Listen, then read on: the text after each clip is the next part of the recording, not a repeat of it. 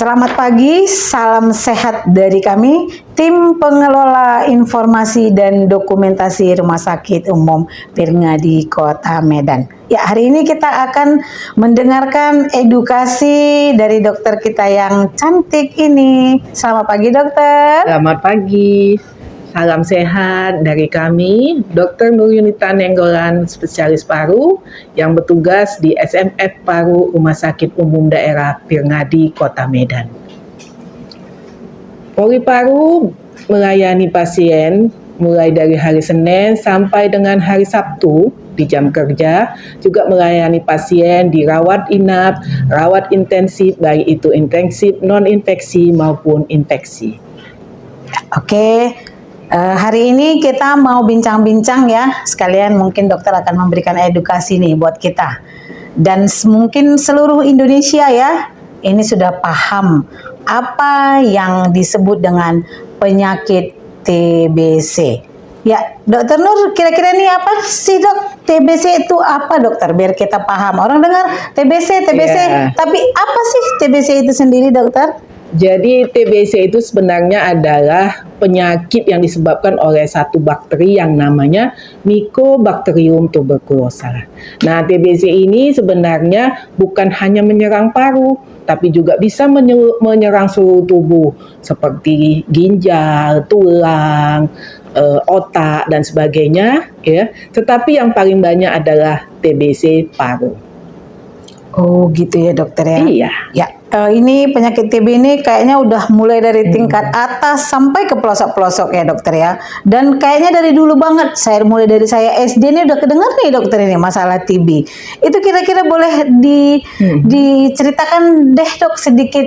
Namanya dokter paru pasti ya. Ini kerjanya setiap hari-hari nih dokter ya. Atau misalnya nih dokter, di dunia ini apakah Indonesia ini ngefek atau Indonesia ini tinggi enggak deh angkanya gitu dokter? Nah, itu yang sebenarnya menjadi problem saat ini. Indonesia sudah naik peringkat juaranya. Kalau dulu kita juara 3 di dunia peringkat TBC, sekarang kita jadi juara 2. Juara 2 untuk tingginya angka kasus TB. Termasuk di Sumatera Utara adalah 4 provinsi terbanyak untuk Indonesia. Selain Jawa Barat, Jawa Tengah, dan Jawa Timur, Sumatera Utara ini paling tinggi. Nah, itulah untuk kita semua. Hal ini mungkin disebabkan oleh kurangnya kepahaman masyarakat ya terhadap penularan daripada TB itu sendiri. Oh, gitu ya dokter ya. Tapi kira-kira ini gejalanya apa ya dok? Biar masyarakat tahu ya kan dokter. Yang setahu saya demam, batuk. Kira-kira gejala-gejala apa ya dokter yang kita bisa mengedukasi masyarakat agar datang berobat untuk menekan angka yang tinggi tadi dokter ya, nomor 3 dok. Kalau juara bola nggak apa-apa ya dokter. Ini juara penyakit pula. Ya dokter penjelasannya. Oke, ya saya sebutkan nih gejalanya dengan baik-baik ya. Jadi itu adalah batuk ya lebih dari 2 minggu yang tidak ada perbaikan, kemudian adanya demam atau meriang tidak terlalu tinggi tapi terutama pada sore sampai malam hari, dan kemudian kadang-kadang ada sesak, batuk darah, kurang nafsu makan, berat badan menurun dan sebagainya. Nah, kalau kita mengalami hal tersebut, segera datang ya ke rumah sakit, ke Poli Paru Rumah Sakit Pirngadi Kota Medan. Dan perlu juga kalau kita sudah didiagnosa dengan TB, kita harus keluarga kita atau orang-orang yang berhubungan kontak erat dengan kita periksakan juga. Sehingga TB ini dapat diberantas penularannya, dapat dicegah sehingga kita nanti dapat menurunkan angka kasus TB di Sumatera Utara khususnya dan di Indonesia umumnya. Oke dokter, ini kita tadi udah cerita gejala. Kira-kira nih dokter penyebarannya lewat apa nih dokter? Lewat helikopter, lewat kapal selam, lewat apa nih dokter? Biar kita paham dokter. Iya. Yang makanya TB ini juga agak sulit diberantas karena dia menular melalui udara, ya. Jadi udara yang di mana udara tersebut mengandung kuman. Nah, kumannya itu berasal dari droplet infection atau batuk yang dikeluarkan oleh pasien TB. Jadi pasien TB ini tidak menyadari atau dia sudah belum menyadari juga sakit TB, tapi kemudian dia batuk sembarangan gitu, ya tanpa menutup mulut atau memperhatikan etika batuk ya ke bawah ya dibatukkan. Nah, sehingga kuman-kumannya menyebar melalui udara dan dihirup oleh masyarakat. Terutama tentunya orang yang rentan ya terhadap penularan TB ini, seperti anak balita, orang tua yang menderita HIV dan menderita diabetes mellitus. Ya, banyak banget dah ilmu kita hari ini ya. Kira-kira nih dok, kayaknya yang terakhir nih dokter. Tadi kita udah cerita, dokter udah sampaikan apa itu TB, bagaimana di masyarakat, gejala, penyebarannya.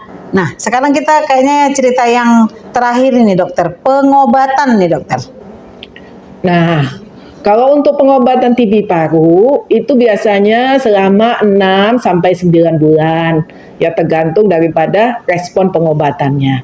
Nah, tapi jangan khawatir. Ya walaupun pengobatan yang lama itu nanti akan dipantau oleh dokter.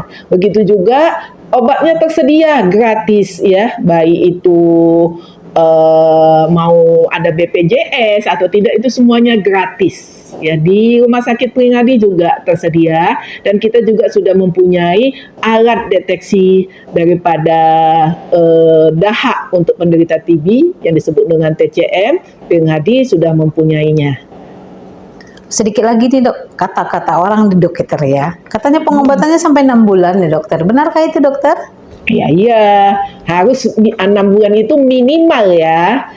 Karena supaya tuntas. Kalau kita hanya mengobati 3 bulan, walaupun gejalanya sudah baik, sudah tidak ada lagi, kumannya itu hanya dorman, tidur.